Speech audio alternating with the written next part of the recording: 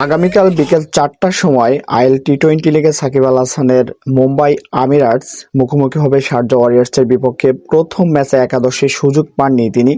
বিষণ্ণতা দেখা গেছে তার মধ্যে। ডাগআউটে তিনি বসেছিলেন, ক্যামেরাবন্দি করতে কিন্তু ভুলেননি ক্যামেরাম্যান। সারা বাংলাদেশের থেকে অনেক প্রবাসী সেখানে ছিল।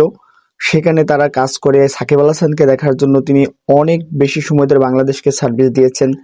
আগামীকাল বিকাল ৪টায় সাকিব আল হাসানকে মাঠে দেখা যেতে পারে, কেননা প্রথম ম্যাচে তার দলের অনেক প্লেয়ারই খারাপ পারফরমেন্স করেছে। বিশেষ করে বোলিং ইউনিটে যা ইচ্ছে তাই, ১৪র বেশি ইকোনমিক রেট দিয়েছে, যার কারণে স্বাভাবিকভাবে সাকিব আল হাসানকে ইন করাতে চাবে টিম ম্যানেজমেন্ট।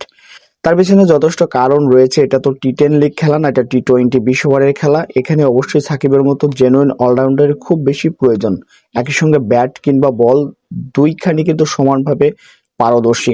আমরা যদি রাশিদ খানের কথা বিবেচনা করি তাহলে তিনি মূলত বলার। ফজল হক ফারুকীকে নেওয়া হয়েছিল, তিনিও বলার। আল্লাহ গাজানফারকে নেওয়া হয়েছিল, তিনিও বলার। মূলত তারা তিনজনই বলার এবং তিনজনই আফগান ক্রিকেটার। নিঃসন্দেহে এটা বলাই যায় যে একজন ক্রিকেটার অন্তত পরবর্তী ম্যাচে বাদ পড়তে যাচ্ছে, সেখানে সাকিব আল হাসান অবশ্যই খেলবেন। আমরা ক্যারিবিয়ান প্রিমিয়ার লিগ দেখলাম সিপিএল এ, সেখানে কিন্তু সাকিব আল হাসান পারফর্ম করছিল। প্রথম দিকে করতে না পারলেও তাকে ধারাবাহিকভাবে প্রত্যেকটা ম্যাচে নেওয়া হচ্ছিল এবং সেখান থেকে কিন্তু তিনি তার বেস্টটা বের করে এনেছেন এবং দলকে অনেক বেশি সার্ভিস দিয়েছেন। আশা করা যায় আগামীকাল তিনি মাঠে ফিরছেন এবং ভালো ক্রিকেট উপহার দেবেন।